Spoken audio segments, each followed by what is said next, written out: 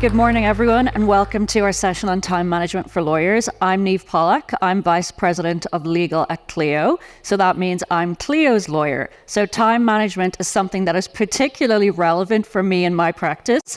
For anyone who follows Clio on social media, you might have heard over the summer that we closed a very big round of financing. So I had to dig deep into my time management skills over the 6 months of that transaction. So I'm here to learn a lot, and I'm sure you all are too. I hope you're enjoying the conference so far. Hope you had some fun at the after dark last night, and that you'll pick up some great time management skills today. So time management, as we all know, is an attorney's most valuable asset, and yet lawyers are rarely taught how to manage it effectively. I certainly learned absolutely nothing about time management in law school. And it impacts our productivity, it increases our stress levels, and our job satisfaction is degraded.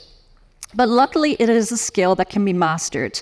So in this session, we're going to learn how to identify and overcome the main obstacles to effective time management, how to cultivate an essential mindset for managing time management effectively, and how to implement a 3-step process to master time management.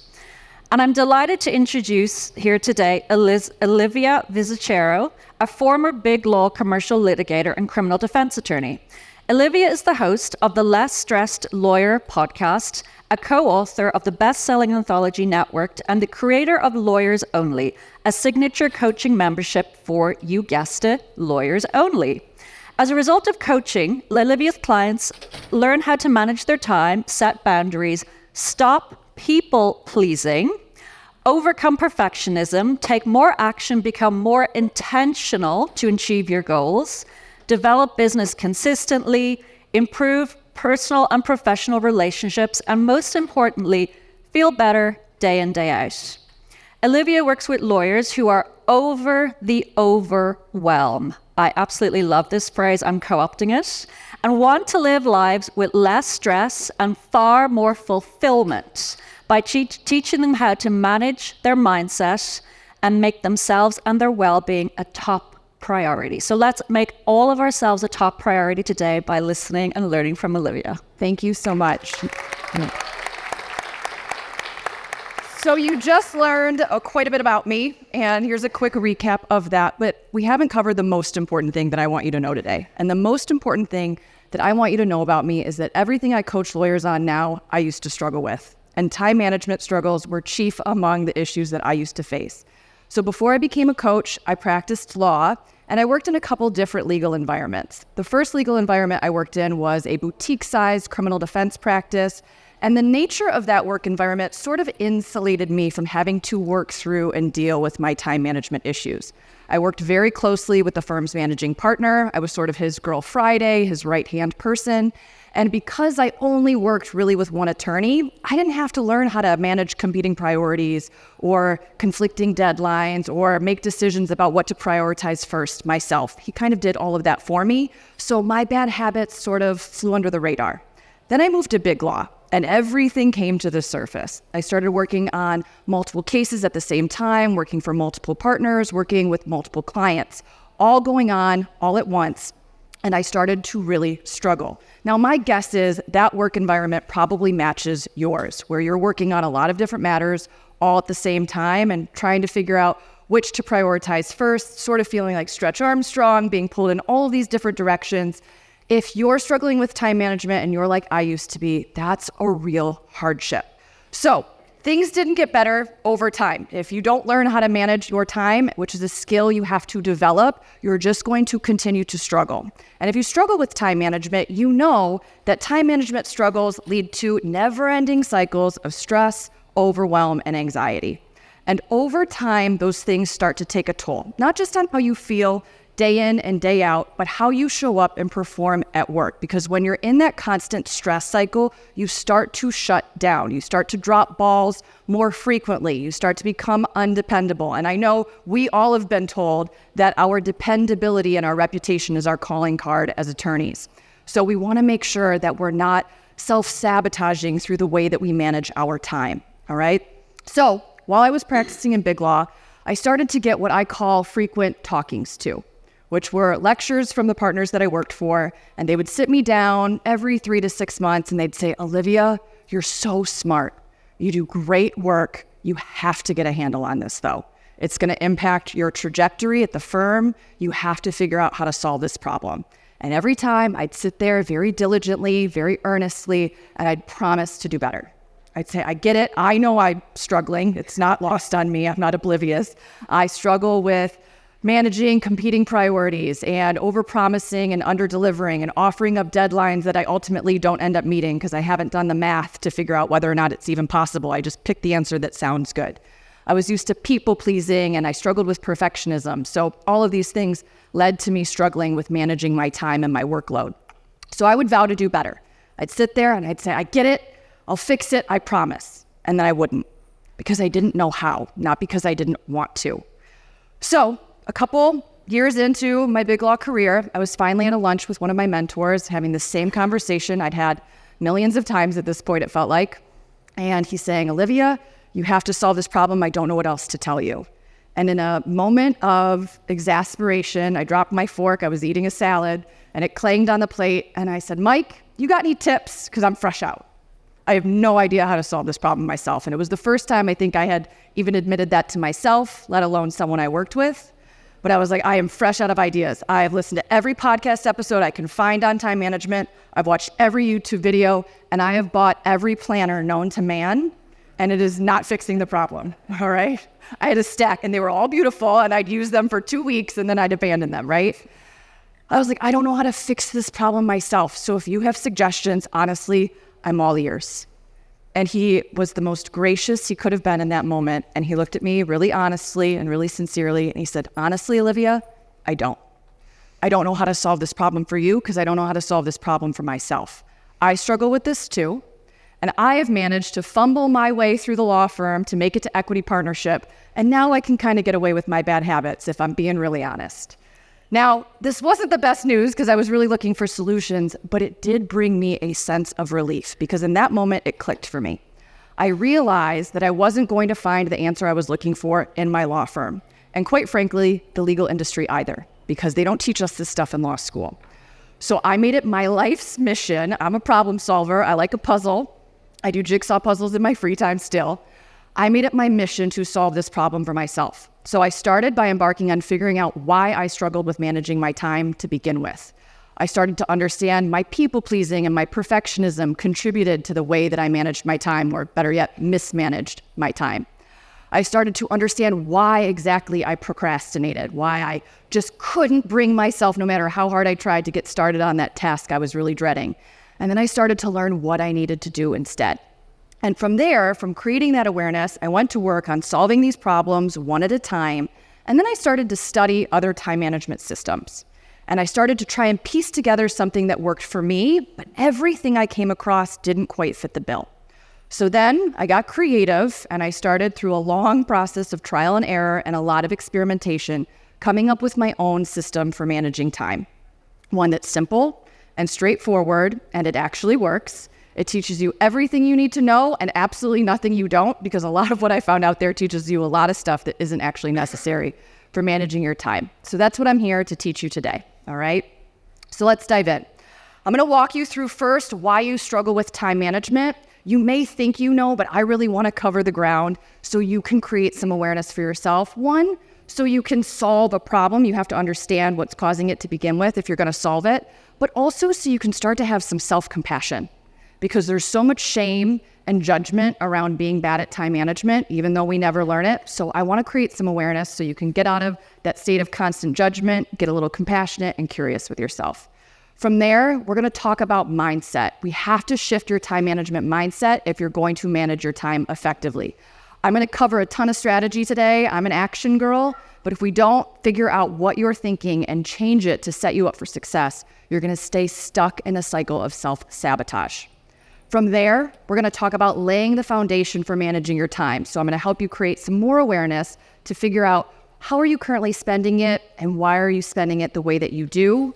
From that awareness, you're gonna be set up to learn the 3 simple steps for managing your time, which I'm gonna teach you today. And then I'll walk you through a really simple process for evaluating your implementation so you can start to make those consistent 1% improvements that Jack talked about yesterday. I know we're going to be talking about that with James Clear this afternoon as well, but I hate to break it to you, time management struggles are not a problem you're going to solve overnight. It takes consistent, boring, unsexy 1% improvements day in and day out to learn this skill, but it is a skill you can learn, and we're going to start learning it today. So let's start with why you struggle with time management. I'm going to go through 2 sets of reasons with you. High-level reasons and then brass tacks reasons. One of the things my clients know about me as a coach, I'm a brass tacks kind of girl. I'm from the Midwest. I shoot it straight. So I want to give you a really simple framework moving forward. You're going to get that with the brass tacks reasons. But the high-level reasons are important because, again, I want you to understand why you struggle so we can create some compassion and curiosity instead of being stuck in that state of constant self-judgment. So reason number 1, you struggle with time management, you never learned how to do this. Our parents don't teach it to us. We don't learn it in school. Our employers don't teach it to us. And it's not something that you really can stumble into and figure out for yourself unless you embark on a years-long journey like I did, which I don't recommend. Just cut to the chase and learn it from someone who knows what they're talking about. But we're bad at things we don't learn how to do. I was a math major in college. I was bad at calculus until I learned it in school. We're bad at riding bikes when we're kids until our parents teach us how to do that. You were bad at responding to discovery requests or writing briefs until the people that you've worked with taught you how to do that as well. Time management is no different. It is a skill set. You have to learn how to do it. You also might be expecting work to be like school. School, which we spend most of our lives in until we get into our careers, is an artificial environment, all right? You get a syllabus and you work off of that and you learn to cross things off. And throughout the semester, you make progress and eventually you get to the end of the semester with a clean finish. We tie a beautiful bow on the semester and then you get a fresh start in a couple weeks, right? Our work and our careers are not like that. So if you're operating day to day using that academic setting as your framework for your work, you're going to set yourself up for disappointment. You're constantly going to feel unaccomplished and discouraged because you're hoping to get to the bottom of your to-do list. To-do lists aren't meant for you to get to the bottom of them. To-do lists, their only purpose is to remind you of what you have on your plate so you don't lose track of stuff, so stuff doesn't slip through the cracks, all right? You will never get to the end of your to-do list. And candidly, if any of you especially do billable work, if you got to the end of your to-do list, you'd be in trouble, right? You want some hours to bill tomorrow and the next week and the week after that. So your to-do list is actually going to be ever evolving. People always like to say it's never ending. That has a negative connotation. I want you to think of it as ever evolving. You're going to add some stuff and then cross some stuff off. Add some stuff and cross some stuff off. And there's always going to be things left to do on it. And that's not a problem. The other thing that comes from school is that our professors sort of protect us, right? If you're cramming for a torts exam or you're studying for Crim Pro, your professor doesn't come in 3 days before the exam and say, hey, actually, don't finish your outline. Before you do that, I need you to draft a brief. And I need it due before the test. I'm not going to move the test, but you'll have to finish your outline later. But that's what work is like, right? Someone comes in and you've got a game plan for your day. You've allocated your time, how you think your day's going to go. And then someone calls or someone swings by your office and they ask you to do something else instead. And now your game plan's gone out the window. So we can't use the academic structure for our careers. We have to adjust our expectations and learn skills that adapt and meet that environment, okay? Time management's also a little bit more involved than you realize, all right? One of the things I hear from people all the time, they're like, Olivia, my system's really simple. I just pick 3 things off my to-do list and that's my game plan for the day. And if you frequently don't get through all 3 of them, or maybe you are an overachiever and you pick 10 and you only get through 2, the problem there is that you're not focusing on the math of time management. So my questions there are always, well, how long do those 3 tasks or 10 tasks take? How much time did you have available in your day? Did the math match up? If you're in a battle between you and time, and you've got a wish list and time is what time is, time will win every time because you can't cheat the math. The math will always win. So it's a little bit more involved than you realize. I've got a flowchart brain. It's one of the things that I'm actually really proud of in my life. I think in flowcharts and processes. I was the flowchart girl in law school in my study group. And that's carried over to how I coach and what I teach my clients. So I'm going to give you a flow chart, follow the yellow brick road process for how to plan your schedule. It's a little bit more involved than you realize. It might be more steps than you'd like it to be, but it is foolproof. I promise you. It's everything you need to know. I'm going to teach you that in a little bit. Conversely, the systems you've tried might be a little too complicated. I know when I was trying to find a system that worked for me, one of the things that I saw was that people would suggest you make a list of your tasks and you categorize things into urgent and important. And I was like, oh, my stuff's both. Right? Yeah. Right? And I'm sure you all feel the same way. So you're like, how do I pick? It's like Sophie's choice. I don't know where to go with that. So if that is the system that you're working in, you're going to feel confused. You're going to feel overwhelmed by making these decisions that you need to make before you can even make your daily plan, right? So we've got to have a system that's simple and straightforward enough where you don't feel burdened as you embark on engaging in that system and implementing that system. So we're going to walk away with that framework today. You might also be focused only on strategy and not on mindset. If you are, you're going to keep trying to do new things, but with the same old negative thinking, and you're not going to be able to make a shift in how you manage your time. You might also be missing the necessary ancillary skills you need to manage your time. And I remember I used to beat myself up for the way that I interacted with my time management back in the day. And then it dawned on me, like, oh, it's more complicated. It requires you to overcome your people pleasing and learn how to set boundaries and say no and overcome your perfectionism and embrace discomfort associated with doing tasks. Those are all ancillary skills, like developing discipline. These are things that contribute to you being able to manage your time effectively. Now, if you focus on the steps that I teach you today, you will develop those skills as you go. But those are skills that if you don't have right now, you will definitely struggle with managing your time. And last but not least, your perfectionism might be preventing you from making progress. Like I said a moment ago, this is not a problem you are going to solve overnight. I hate telling that to people because perfectionists love quick solutions and they want to wake up tomorrow and be a completely different person. Ask me how I know. That used to be me. But this isn't going to be something that you can solve immediately. But if that's your expectation, as you start to work on this and then you struggle, you're going to give up and quit and go back and revert to what you've always done. So you have to let this process be messy and clunky and imperfect, and you have to be willing to practice in a flawed manner and learn a little bit every day, all right? If you're not willing to do that, you'll give up and you'll continue to struggle. Those are the high-level reasons. The brass tacks reasons are way simpler, all right? Number one, you don't make a daily plan. If you don't make a daily plan, you will continue to struggle with managing your time. Number one, things will slip through the cracks. You'll forget stuff. Our memories are fallible. I remember when I finally came to terms with that myself. It wasn't fun to admit, but I finally did. And then I started using a system for planning my day that allowed me to stay better on top of the work that I had on my plate. You also can't evaluate effectively when you're not making a plan. So you have to plan, and then you implement the plan imperfectly, and then you evaluate, and that's when you learn. Do I underestimate how long stuff takes me? Do I keep double booking myself, or am I being too ambitious with my plans? Do I people please and reshuffle my schedule and allow interruptions? We've got to make a plan we've got to make a plan and evaluate. Second reason that you struggle, brass tacks, you plan inaccurately.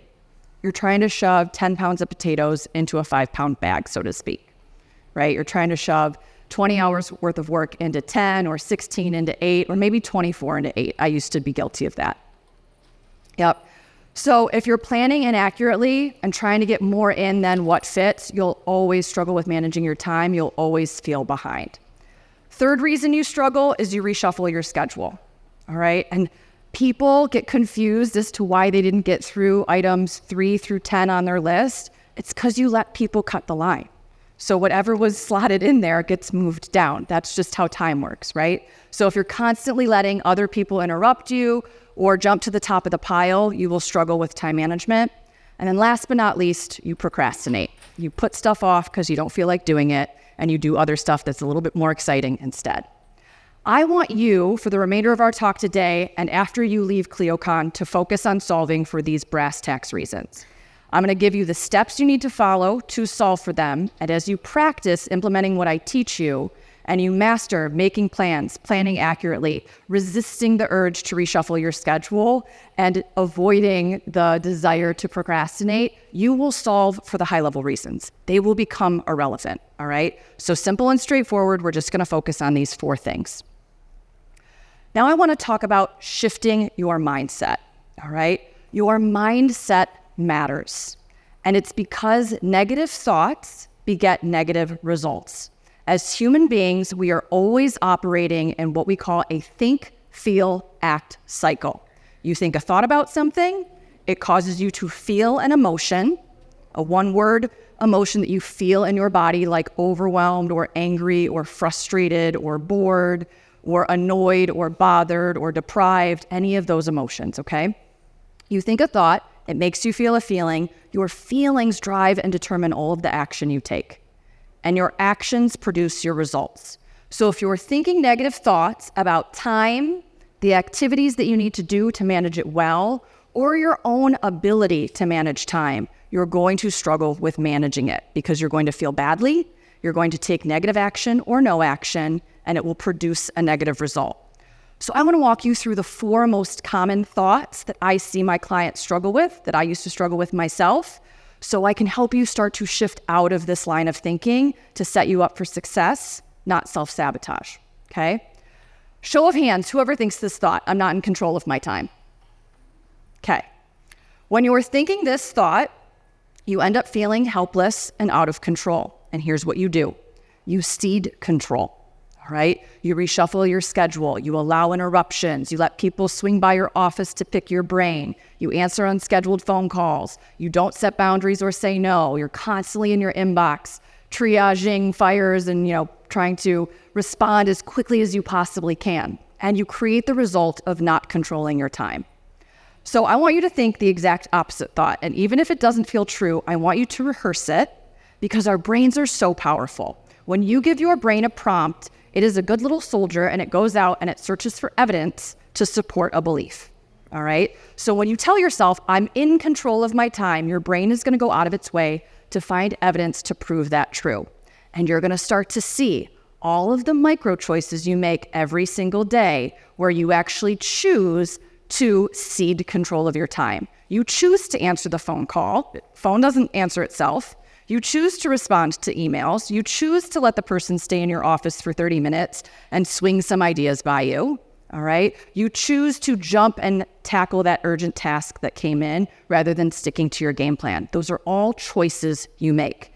And when you start to realize you're making a choice rather than it's just happening to you, you start to get access to your reasons why you're making the choice. Now, sometimes you might like your reasons. What I find with people who struggle with time management, usually they don't.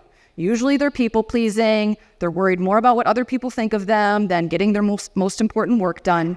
So when you find that you don't like your reasons, you can start to make different decisions.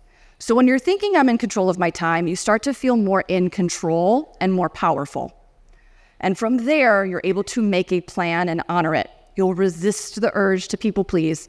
You'll resist the urge to reshuffle. You'll actually set boundaries and say no. Those things are going to be a little bit uncomfortable, but when you're feeling more in control and more powerful when it comes to your time and how you treat it, you're going to be more guarded and more protective of what you do with your day. And you'll actually create the result of controlling your time. Another thought that's super common, probably the most common one if I have to say, is I don't have enough time. Who thinks this thought? Okay. So this thought is, although it probably feels true for you, I like to think of this as an incomplete thought. And it's really unhelpful because when you think it, you'll feel overwhelmed. And when you feel overwhelmed, you will respond in one of 2 ways. The first way, this used to be me, I was more of a procrastinator. Sometimes you can be both, you'll alternate given the situation, but I would procrastinate and buffer. And buffering and coaching is just a word that we use for seeking instant gratification. So you'll get up from your computer to grab a snack. Maybe you clock out early and grab a drink. You might scroll on social media. I used to be a big Instagram scroller. These days, I think it's TikTok. Absolutely. Yeah, I'm really guilty of that. Or you're shopping on Amazon, or you're binging, the 6th season of The Sopranos for the millionth time.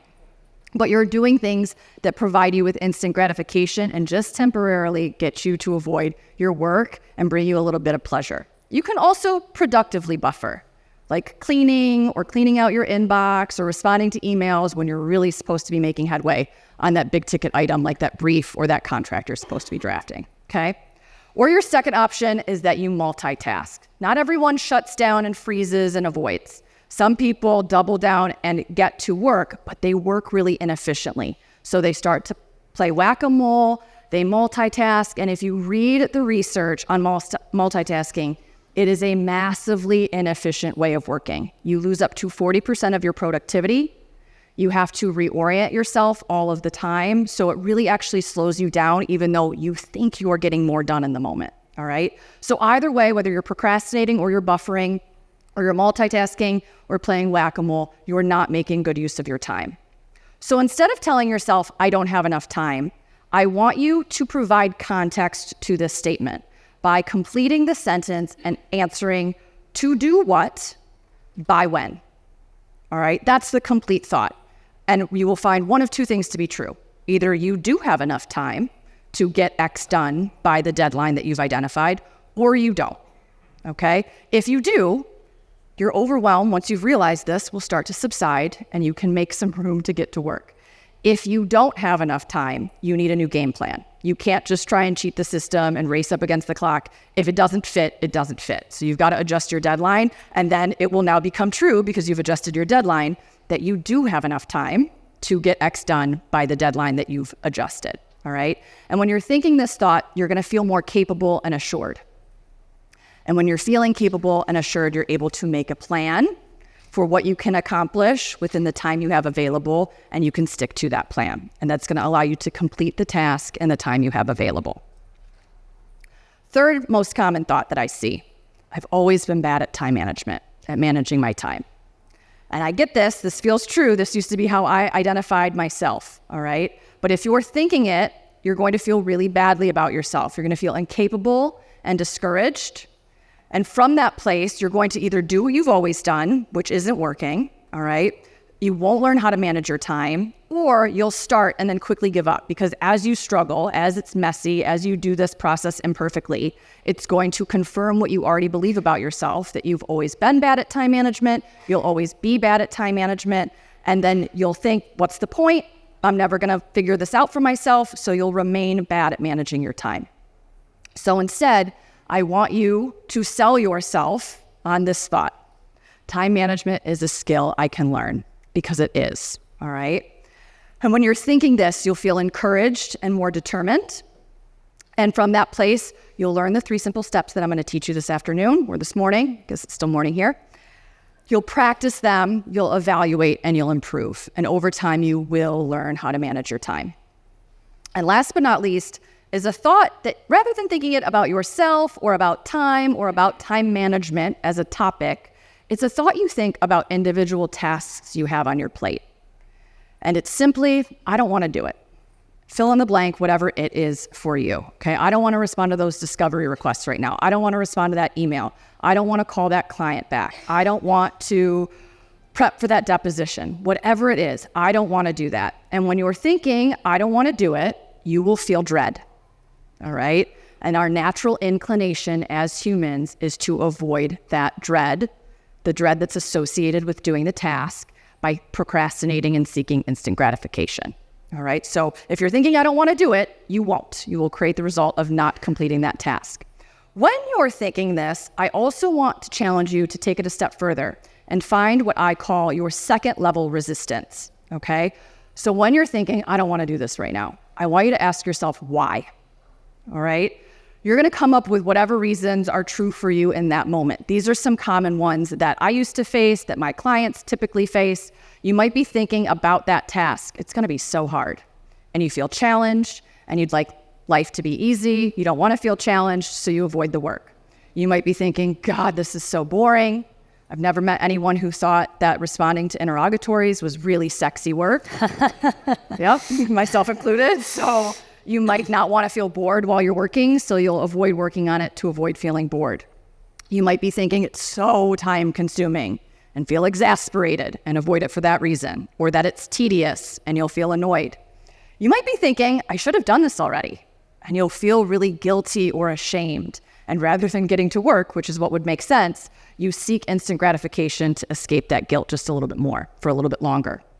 You might be thinking, I don't know where to start, and you'll feel confused about how to approach the task. I hate feeling confused. I've learned this is a pattern for me. It's one of my least favorite feelings to feel. So it normally drives me to pick up my cell phone and scroll social media. I've since learned how to work through confusion and sit with it for just a second and solve whatever question I'm posed with. But if you don't like to feel confused, this will drive you to procrastinate. You might be thinking, I'm not going to do a good job on this. You feel inadequate ahead of time and you don't want to do something that you don't feel like you're going to do a good job with, so you avoid the task entirely. You might be thinking, I shouldn't have to do this. I just coached a client on this. She thought opposing counsel filed a really stupid motion, and she didn't think that she should have to respond to it, so she kept putting it off. I'm like, well, you're going to have to, I think. Or it's going to look badly on you. Like you're just punishing yourself at this point. But she had to feel frustrated and do it anyways. Or you might be thinking, I'd rather do literally anything else instead. I'd rather go take a nap. I'd rather go walk my dog. I'd rather watch TV. I'd rather be on TikTok. And you'll feel deprived. And instead of just allowing yourself to feel deprived, you'll avoid feeling deprived by going to seek that instant gratification. Okay? So what do we do when we're thinking, I don't want to do something, and you find your second level resistance? Well, I could tell you to gaslight yourself and say, God, I do really want to do this. I was just lying to myself. This is going to be so fun and so exciting. I've never been more excited to draft a motion to compel. This is going to be the best afternoon of my life. I haven't found that to be effective in my own life or with my clients, so I don't recommend that. Instead, I'm going to offer you a really unsexy but a very helpful thought. The only way out is through. So if you want to feel better, if you want to get out of the dread, if you want to get out of the confusion, if you want to get out of the boredom or the deprivation, the only way out is through. The faster you get it done, the faster it stops sucking, and you get to feel better and go spend your time how you want to spend it. So when I think this thought, I use this all the time in my current life because I'm still a human and I still produce dread with my brain when it comes to tackling tasks on my to-do list. I tell myself the only way out is through. I feel accepting that it's going to suck. And then I accept the discomfort associated with doing the task. And I do what I call gag and go my way through it. A lot of stuff on your to-do list is going to make you feel uncomfortable. Might make you feel nauseous. You might want to vom. I like public speaking, so I don't feel this way about that. But I know a lot of people who have to speak in court or speak in their careers, and they don't love that feeling. That's not a good reason to not do it. You just need to feel nervous. Get up there, gag and go your way through the nervousness and get it done, right? Our work is no different, even if you're not on a stage. You have to gag and go through the boredom, gag and go through the dread, gag and go through the confusion and get to the other side, all right? When you gag and go through it, you'll actually complete the task and get through the discomfort, and then you can spend your time how you want to, all right? So those are the 4 most common thoughts I see people struggle with. We've shifted out of them. I've given you 4 replacement thoughts to start practicing instead. So now we're set up and primed to start laying the foundation for mastering time management. And the way we do that is by creating awareness. We've already created awareness as to why you struggle with time management. Now I want to create awareness as to how you spend your time and why you spend it the way that you do. And we create this awareness by conducting time audits. And my clients hate doing these, so I don't expect you to be any different. But I want to sell you on why this is so valuable, okay? So how do you audit your time?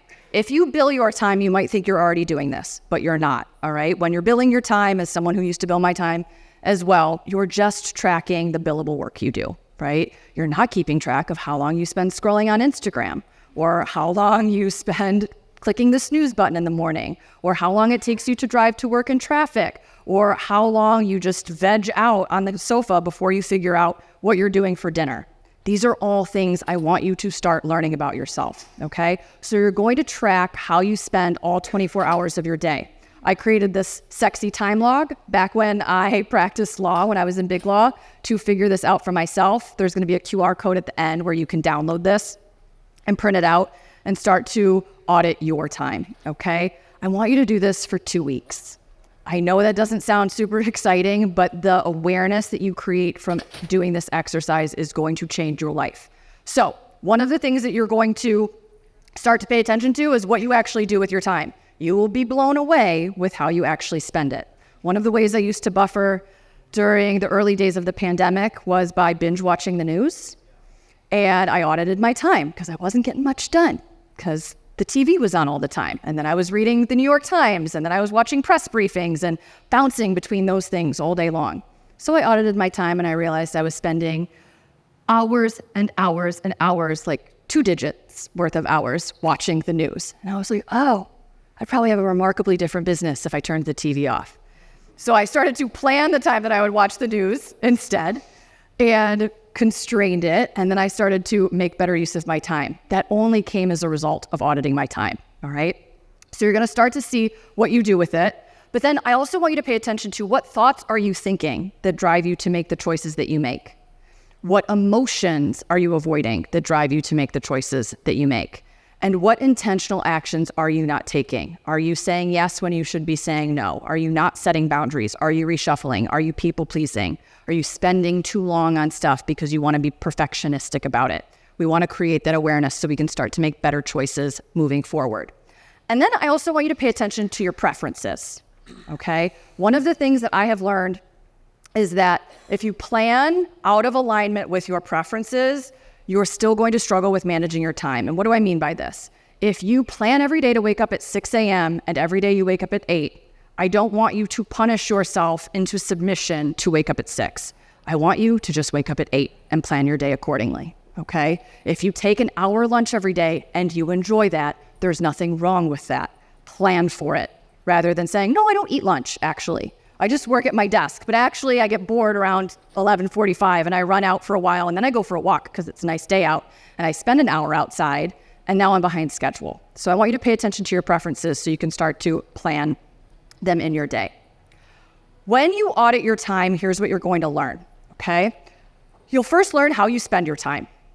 Then you're going to learn why you choose it to spend it the way that you do. You'll learn what negative emotions you avoid, what interruptions you allow, how long it takes you to complete common tasks so you can get some intel for better planning moving forward, decisions that you can make ahead of time to start to simplify your scheduling. You don't need to reinvent the wheel every day. You can make a decision once and just honor it moving forward, okay? How you prefer to spend your time, the specific ways you avoid tasks. I didn't realize that I avoid certain projects by cleaning my bathroom, like spotlessly. But now I know that that's a red flag. If I'm doing that and I was planning to do something else, something's gone awry, all right? And how much time you actually spend buffering, all right? And once you've learned how you're currently spending your time, I think of time as a daily time allowance that we get, like a little change purse. You can start to make the necessary changes that you need to make to manage it effectively, all right? So we're gonna do a 2-week time audit. You can curse my name as you complete it for the full 2 weeks. I don't mind. I'll hear my ears ringing, but it won't bother me. But I want you to complete that so we can leverage that learning moving forward. And that's going to set you up to actually implement these 3 simple steps, okay? I promised you earlier, I teach simple, straightforward frameworks, all right? So that's what this is. There's only 3 things you need to do to manage your time effectively. You've got to reclaim control of your calendar. You need to plan your schedule accurately, and you need to honor your plan, all right? So let me teach you how to do those 3 things. Reclaiming control of your calendar is step 1, all right? I'm gonna give you guys some homework, all right? So we need to figure out where you're ceding control of your time and decide what you're going to do to reclaim it. So these are questions you can start to ask yourself to figure out where and how you're ceding control of your time. Do other people have the ability to schedule for you? Do they have your permission to do that? Or are you just accepting calendar invites that come on over with no one checking with you first and you're like, oh, I guess I'll click accept. Stop doing that, all right? Respond and say that time, same day especially, doesn't work for me. Here's a different time instead. Does your assistant schedule for you? Do they do that with your permission, without your permission? Do they do it in alignment with your preferences? I just coached someone on this. Her assistant would schedule a half an hour for a court appearance. She's never gone to court and had it only take a half an hour. Her assistant also wouldn't plug in travel time for the court appearance. So she would be double booked or booked back to back, and it would create a recipe for disaster when it came to how she would go through her day. So you need to figure out, does someone else have control over your calendaring, and what conversations might we need to have in order to reclaim some of that control and get it more in alignment with how you want to spend your time? Do you have an open door policy? Do we want to change that? The answer is yes. Do we want to create office hours? You don't have to be completely in a state of solitude, but you can have an open door policy from 3 to 5 once you've gotten through your most important work in the day, all right? If you set that up as a decision made ahead of time, your team will start to study and learn your system, and they'll start to adjust their behavior accordingly.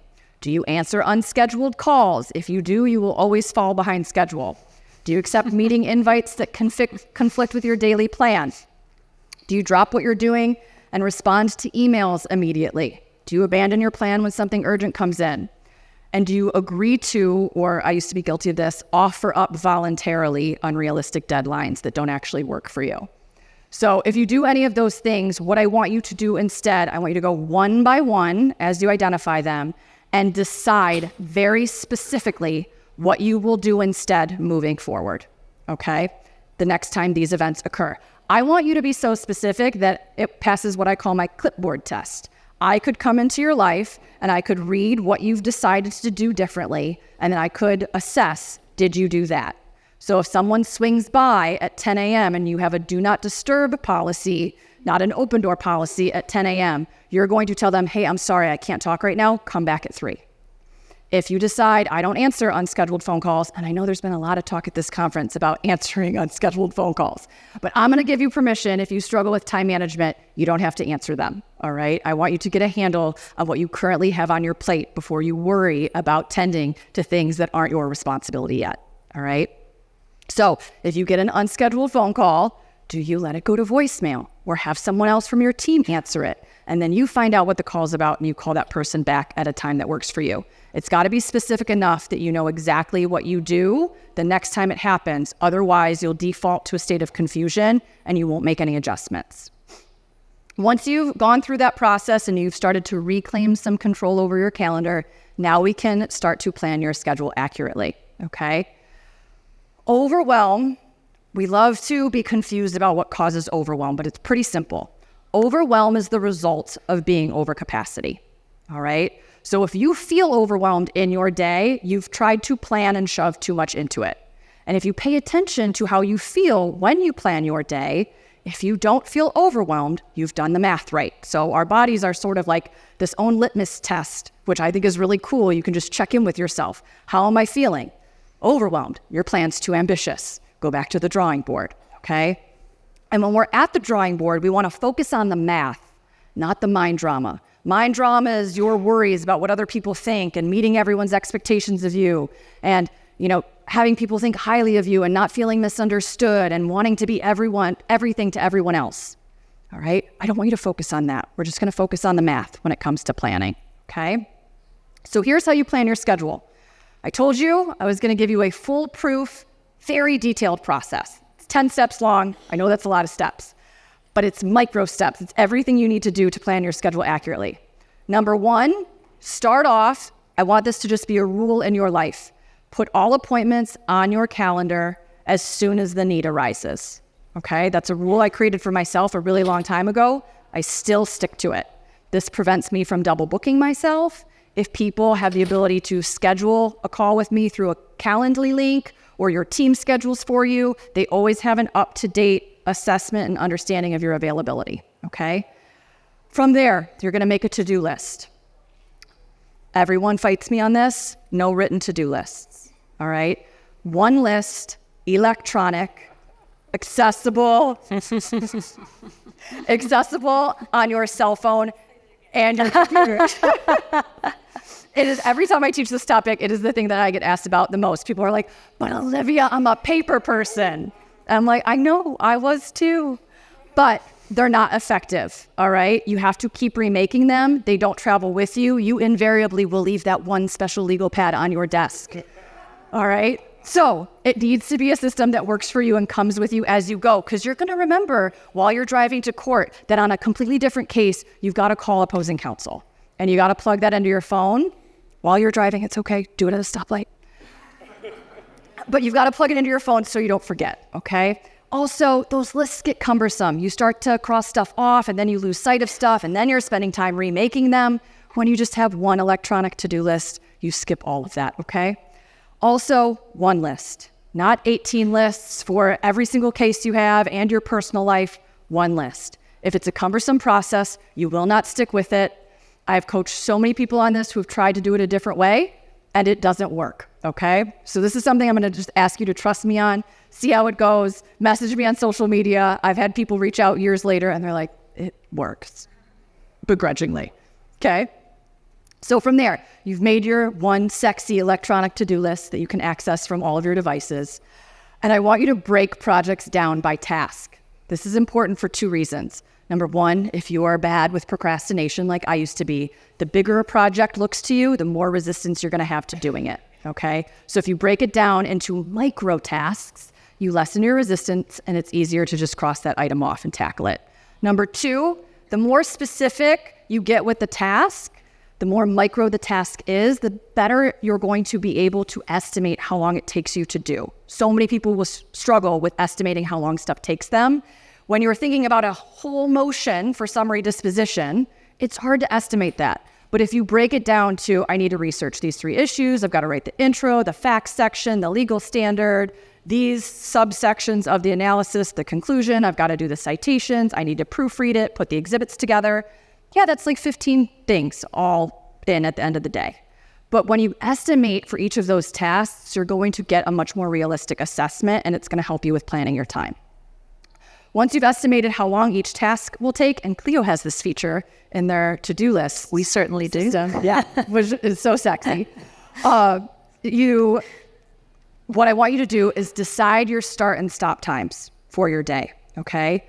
I like to do this across the board so you start to have some predictability with your schedule. But in the beginning, if that feels like too much structure for you, just do it one day at a time. Tomorrow, I'm going to start working at 9 and I'm going to end at 6, okay? Because you need bookends for your day in order to get your total available time.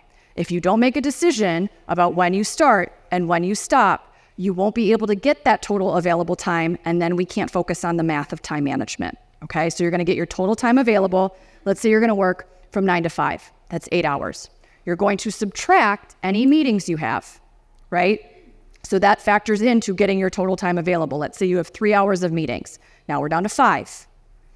You like an hour lunch. Now we're down to 4. And you're probably going to be a human throughout the day. Grab some coffee, use the restroom, talk with a coworker, text your kids, whatever. I'd subtract a half an hour for that as well. All right, so now we're down to 3.5, which isn't very glamorous, but it's realistic. You'll be underwhelmed as you go through this process with what you can get through in a given day, but I'd rather have you be underwhelmed than overwhelmed, okay? So from there, once you have your total amount of available time, plan less than what fits, just to leave room for a little bit of error, okay? So if you've got 3.5 hours of available time, plan 3. Leave a little buffer. And then from there, you've got your game plan for the day, and you can implement it. Once you've implemented, you need to evaluate. I'm going to give you a process for doing that that's super simple. And then you're going to leverage the learning you get from your evaluations and do tomorrow differently. That part is really important. I've had a lot of people work this system and they're like, I'm not getting better. I'm like, are you doing tomorrow differently? They're like, no. I'm like, well, that would explain it. So we've got to take the learning and actually apply to make those consistent 1% improvements, all right? Ways to make this process a little bit easier. You can make decisions ahead of time. You decide something once, and then you just honor the decision moving forward. This is not an exhaustive list, but these are some common ones I recommend people make. And then your scheduling starts to become more structured and more routine. I know those words might sound scary to some of you who like to be free and just go with the flow, but going with the flow is not working, okay? So, decisions you can make ahead of time. When you wake up and go to bed, all right? If you're constantly waking up late because you binge watched a show till 4 a.m, these are some decisions you can start to make ahead of time to set yourself up for success. Your morning routine, what you do, what goes into it, learn how long that takes. I know it takes me a flat hour to get ready, all right? I know how long every part of my routine takes me. If I only give myself 45 minutes to do all of this, I will be late or some of this wouldn't get done. All right? I've learned how many hours you work each day. That's a decision you can make ahead of time and you can plan accordingly. Start and stop times for work, which I just talked about a second ago. Which days you go into the office. If you're in a hybrid environment, your days might be set up better for in-person meetings in the office, and you might want to do your focused work at home. So that's something you can decide ahead of time. When you take breaks, what you do for dinner, that is everyone's least favorite thing to figure out every day. You can make that really easy on yourself, all right? Taco Tuesdays, Mondays, I eat leftovers from Sunday dinner. Just systematize your life to make it easier on yourself. Your evening routine, how often and when you read and respond to email, okay? If that's something you spend a lot of your time doing, I need you to plan for it in your day. Otherwise, you're essentially double booking yourself because you're planning all your substantive work, but not the stuff you actually spend time doing, and that creates problems. Focused work block times, office hours, or flex time for those urgent matters that pop up during the day. And then less frequent things like deposition days. Maybe you never want to prep for a deposition over the weekend. I don't blame you. Stop allowing people to schedule them for Mondays, okay? Decide I only do them Tuesdays through Thursdays. I only do them in the mornings. If you don't want them to go late in your afternoon, you might think I'm not in control of that. You are. You can push back on opposing counsel and say, sorry, that time doesn't work for me. They don't know it's just your preference, not that you don't have a conflict, okay? So those are decisions you can make ahead of time. Here are some mistakes to avoid, all right? I have a full list of 20. There's a QR code at the end. If you download the materials, you'll get access to all 20 of my mistakes. But these are mistakes that you will particularly encounter when it comes to scheduling, double booking yourself. Stop doing it. If you see it on your calendar, it's a red flag. You cannot be in two places at once. You can't do two things at once, okay? So you need to resolve that conflict immediately. Planning best case scenario. I want you planning worst case scenario, okay? That is the way to really reduce your overwhelm. Scheduling things back to back. Again, that's a recipe for disaster. Not factoring in travel or prep time, even if the travel time is going to a different office floor. It takes a few minutes. And if you want to be someone who's punctual and not always late, you need to factor in the 5 minutes that it takes on the day that the elevator takes a really long time, okay? Planning 8 hours of work for an 8-hour workday doesn't work. You will be behind schedule. Not having flex time in your schedule, I recommend in the afternoon, so things can arise throughout the day, and rather than dropping what you're doing, you can say, I'll just deal with that at 3. Not putting all appointments on your calendar, not creating designated time blocks for focused work. Committing to deadlines before doing the math will always lead you down a bad path. Failing to estimate the time required for a task, and not planning time blocks for those everyday tasks. Email is the hallmark one that I deal with most with my clients. I want you through your time audits to figure out how much time you spend on email. If it's 3 hours, you may not like that answer, but if it's 3 hours, it's 3 hours. So you should have 3 hours worth of time blocks in your calendar every single day for responding to email. Otherwise, you'll always be behind on it and you'll always feel badly as a result, okay? So that's how you plan your schedule accurately. I gave you a lot. You're going to go through and practice utilizing this system, okay? Once you've made your plan, it comes time to honor it. And this part's really simple too. I said simple, not comfortable, all right? People always like to conflate ease with comfort, but honoring your plan is actually easy. It just feels terrible. But all you have to do in order to do it is start on time, work without interruptions, and end on time, okay? Now, as you embark on honoring your plan, you're going to come up against some resistance because you're going to be thinking, I don't want to do that right now. So I want you to expect the resistance to be there because you're a human and there's a primitive part of our brain that wants us to be comfortable all the time and conserve energy and avoid discomfort and seek pleasure. And that part is going to create an excuse factory in your head to get you to avoid your work. You've got to expect that to happen, and you need to learn how to work your way through it. This is how you do that. You start by finding your first and second level resistance. First level resistance is always, I don't want to do that right now, and you will feel dread. Your second level resistance, like I talked about earlier, is when you ask yourself, why don't I want to do that? So you're going to find your reason and the feeling associated with it, all right? And then from there, once you found your first and second level resistance, you're going to overcome it. And this is how you do that. Number one, you identify your expectation. What am I expecting today? What do I expect of work? Do I expect my work to never be boring? That was something I used to be guilty of. I thought work should be exciting and exhilarating 100% of the time. And then I learned that's not going to happen. So if you expect that to happen, you'll always avoid uninteresting work. If you come to terms and you adjust your expectation, sometimes some stuff's going to be boring. And that's not a good reason to not do it.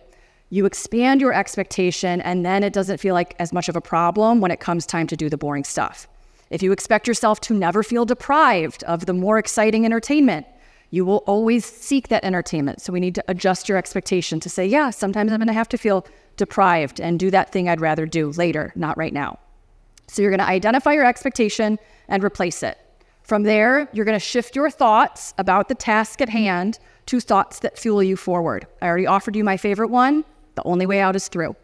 All right? And then from there, this is the unsexy part, but the really brass tacks honest part. You're going to make a deal with yourself. I say, Olivia, in order to get this done, you're going to have to feel really bored and really confused and really overwhelmed or really frustrated or fill in the blank, whatever the feeling is. All right? And I say, we're going to feel it on purpose. You ready? Let's go. And then I gag and go my way through it. I embrace the discomfort, I let it suck, and I get to work. Getting started is the worst part. Eventually you hit what I call the momentum point, and then you're off to the races and you get it done, okay? So you're gonna gag and go through the discomfort and get to the other side. Pro tip, this is something I've been teaching my clients recently. I want you to zoom out. If you are inclined to succumb to that resistance and avoid your work by procrastinating and buffering instead, I want you to focus on the displeasure of instant gratification. Our brains are so good at focusing on all of the juicy pleasure that comes from procrastinating and indulging in instant gratification, but it's not telling you the complete picture, all right? Yes, it sucks to start working on something you don't want to do, and it feels somewhat good to do something else more entertaining instead. But when you put stuff off, while you're putting it off, you also feel bad. You feel that dread still looming over you. You feel guilty. You feel anxious. You feel stressed. You still feel overwhelmed. You feel a little worried. Am I going to have enough time at the end of the day to get this done? Then you start working on it. And you feel regretful and guilty and ashamed and worried and more pressured and more stressed and more anxious as you're racing up against the clock. And then you turn it in, maybe late. And then you feel worse. And you start the shame spiral, all right? So when you're zooming out and you're actually looking at all of the displeasure of choosing that instant gratification in the moment instead, you can start to see it's not that great of an option, all right?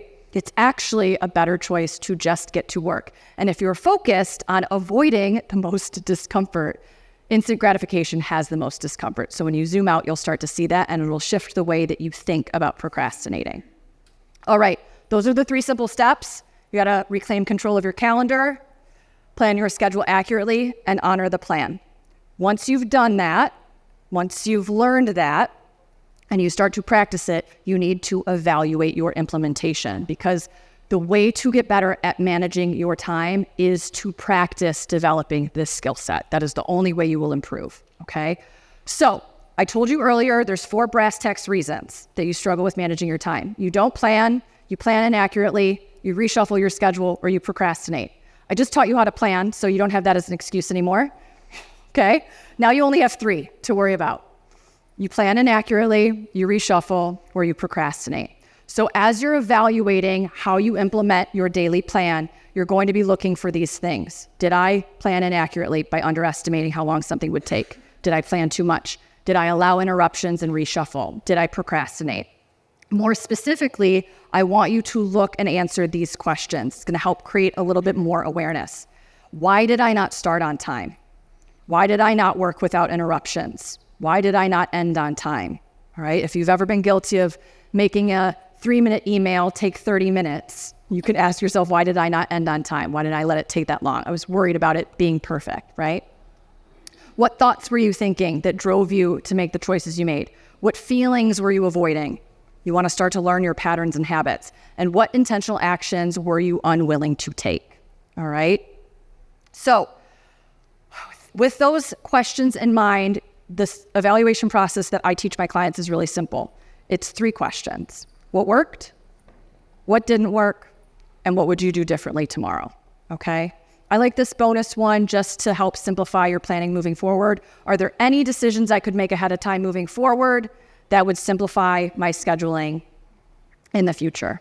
All right. I just wanted to give you an example because people hate evaluating how they spend their day, whether they're being perfectionistic because they don't want to see that it didn't go that well and I just don't want to face the music, or they think it's a waste of their time. I want to show you how simple this can be. So I'm going to give you a bad example and a good example. All right. A bad example is saying what worked? Nothing. Terrible day. All right. Something always worked. Start there with that question, build yourself up a little bit, and then you can move on to the next questions. What didn't work? I procrastinated and my coworkers distracted me. All right. We're gathering no intel here. Why did you procrastinate? What were you thinking? What emotions were you avoiding? That's not specific enough. Blaming your coworkers for distracting you is also not helpful. All right. We want you taking ownership of how you spend your time. And then what you'll do differently, don't procrastinate. Tell my coworkers to stop interrupting me and do better. All right. That's not a valuable evaluation, but valuable evaluations don't have to be complicated.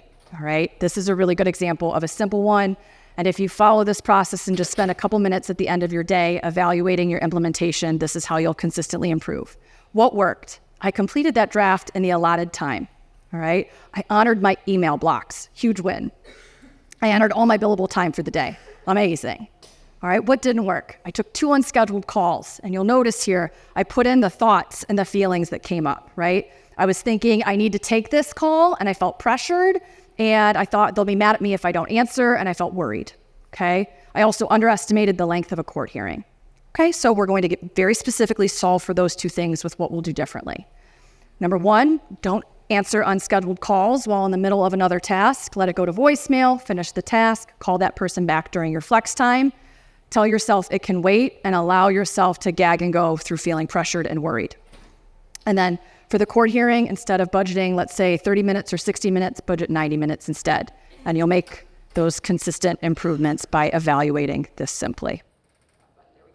If you follow these steps, you will consistently get better at managing your time. All right. I understand that 1% improvements one day after another, that's not that enticing. It's not that sexy. But if you practice what I've taught you today, you will learn this skill. You will learn how to manage mastering your time and having a handle on your workload and getting to the end of your day feeling proud, accomplished, confident, and capable. That's sexy as hell. All right. So that's what I want for you. I hope this helps you get there.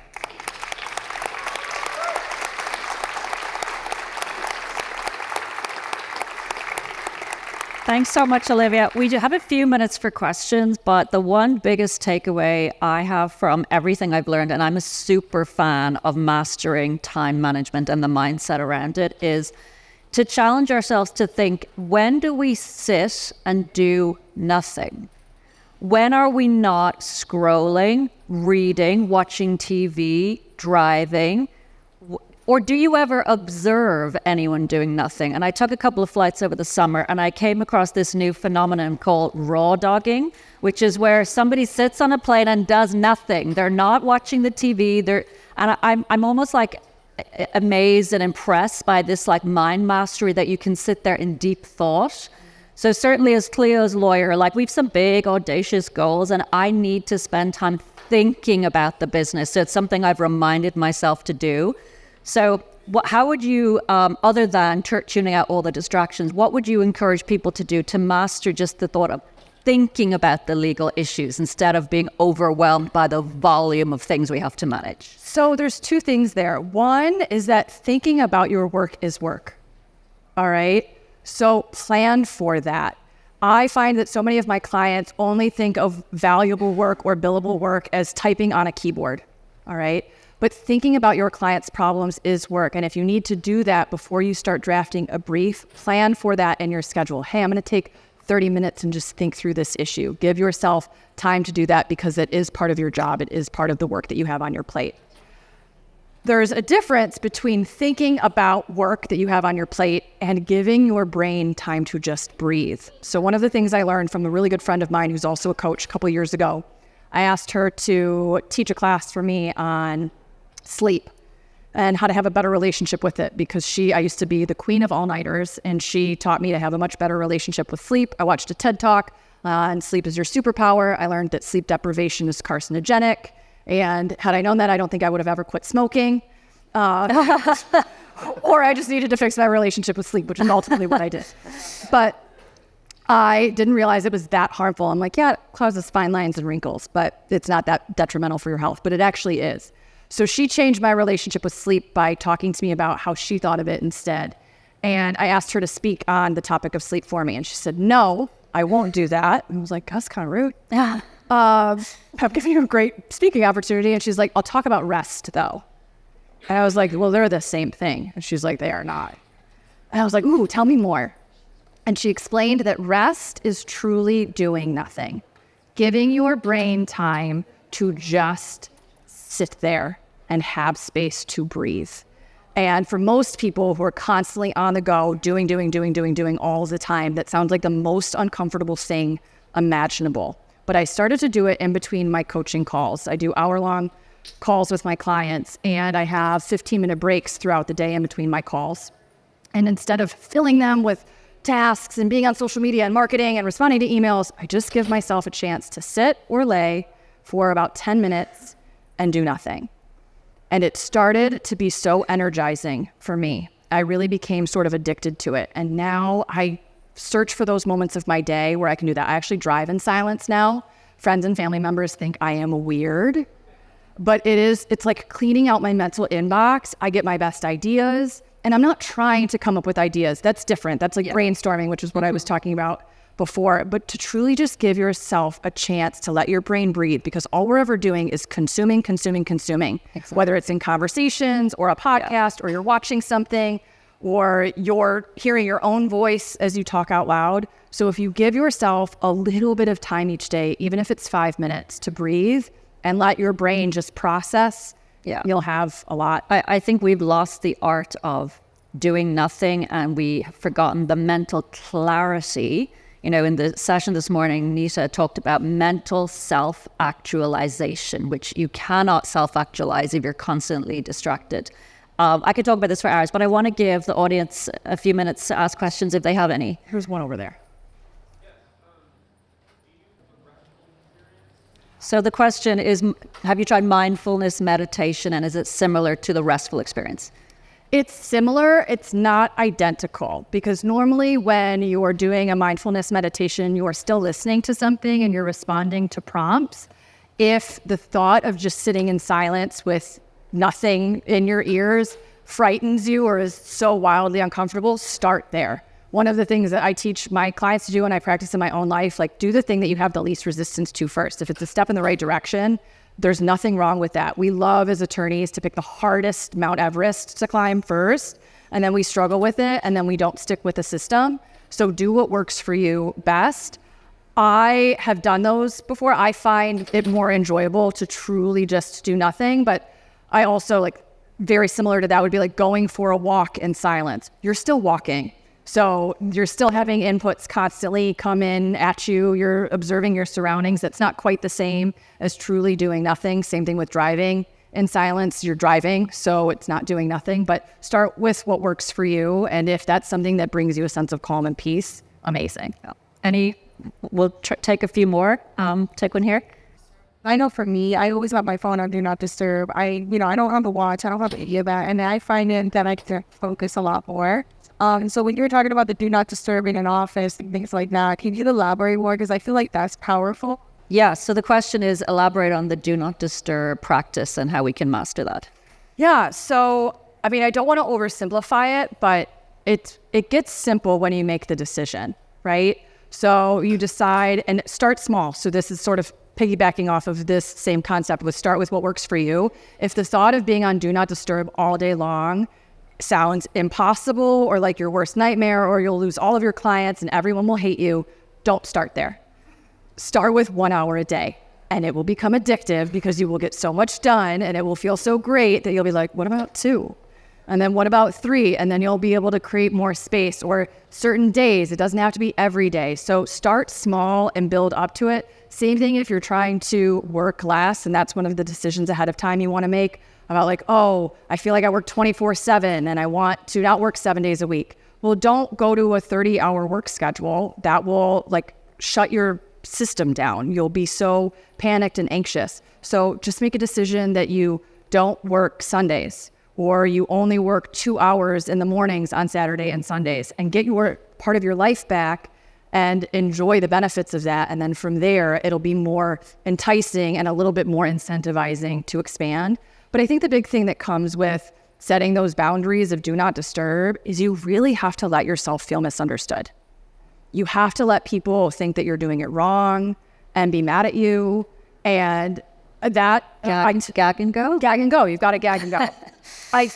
Some of the work I've done in my own life is expanding my capacity for feeling misunderstood.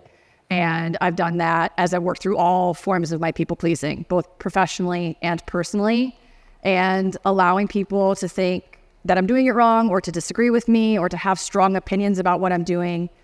It's okay, and it doesn't kill you, and it sucks initially, but then you get the benefit of spending your time the way that you want. So there's a payoff at the end. We've got one. Well, I think we'll just only take one final question, but Olivia's here. Are you able to stick around if people want to ask questions directly? There's one question at the back. So the question is, how do you manage to plan with a completely unpredictable schedule, like in a court setting where your hearings are constantly moved around? Yeah. I'm so glad you asked this question, because it's something that comes up for so many people, and they abandon systems like this because they're like, my work schedule just doesn't align with a system that is more structured like this. My answer is not going to be really comforting, but it's to plan the worst case. So if you get done early, make a decision ahead of time. Whenever I get done, I will make an assessment. How much time do I have left available in the day, and what am I going to do with it? And be really deliberate and intentional moving forward. But I want you to plan that it's going to go to 3:30 or 3:40 or whatever the last court call of the day is. Because that way you haven't jam-packed your day with deliverables that are due by close of business or first thing the following day, and then you're screwed because things didn't go the way you wanted them to go.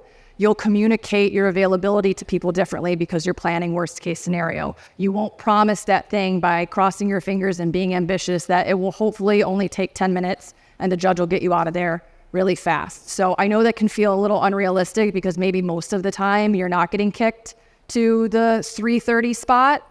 But if you do that, there's only upside, because you can make the decision afterwards. Oh, I have all this found time. Go play golf if you want to play golf because you planned your day with nothing else on the schedule and you haven't set yourself up to be in a bad position. Or you can be like, all this found time, I'm going to knock the workout so I don't have to do anything this weekend, and this is awesome.